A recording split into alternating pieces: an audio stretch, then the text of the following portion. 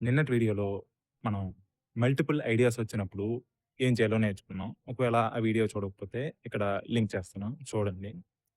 ఇవాల్టి వీడియోలో ఏంటంటే నిన్న కంపారిజన్ అన్నా గదా! ఆ కంపారిజన్ ఎలా చేసుకోవాలి చెప్తా. దానికి మన దగ్గర ఒక చాలా సింపుల్ ఫ్రేమ్‌వర్క్ ఉండిద్ది. Impact versus effort.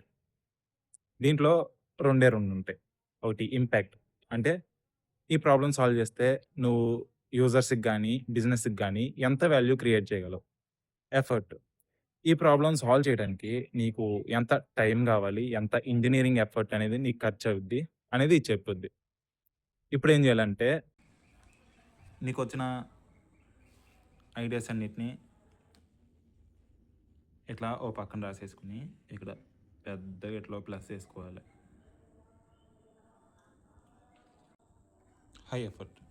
ఇప్పుడేం జేయాలంటే ఈ ప్రొడక్ట్ ఐడియాస్ అన్నిటిలో ఏది ఏ కేటగిరీలో ఫిట్ అయిద్ది అనేది చూసుకోవాలి. ఎప్పుడైనా సరే ఈ కేటగిరీలో ఉన్నది ఫస్ట్ ఎగ్జిక్యూట్ చేయాలి. ఈ కేటగిరీలో ఉన్నది అసలు చేయకూడదు. ఇలా నువ్వు గనక చేయగలిగితే నీ టైము, ఎఫర్ట్, మనీ వేస్ట్ అవ్వకుండా నీకొక కంప్లీట్ ఎంవీపీ అనేది నీ చేతికొచ్చిద్దనమాట.